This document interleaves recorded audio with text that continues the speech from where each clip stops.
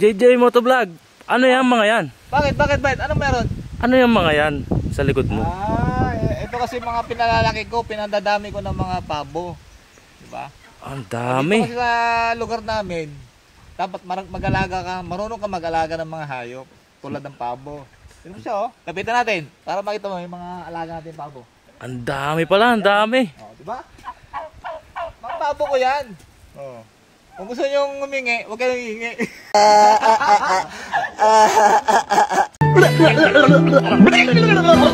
Gusto nyo humingi, huwag kayong hihingi. Natawa yung mga pabo.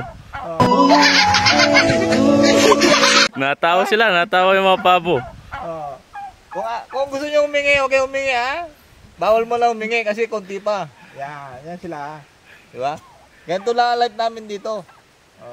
Simpleng pag-aalaga ng mga hayop. Ayan, kita nyo yan, nangingitlog, oh. Yan.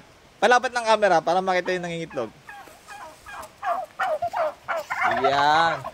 Yan yung nangingitlog natin na pabo. Yan. Malapit na siya mapisa. One day na lang siguro, pisa na yan.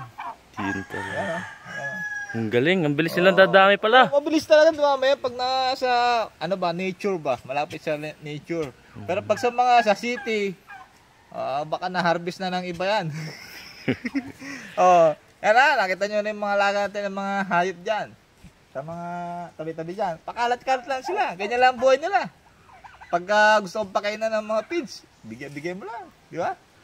Ang dami. Sa mga followers ko, shoutout sa inyo. Marami tayong alaga na pabo, ha. Ayan, kita nyo. Yan, ganyan lang ang buhay nila, oh. Pero mga, ang tataba yan. Hindi yan payat.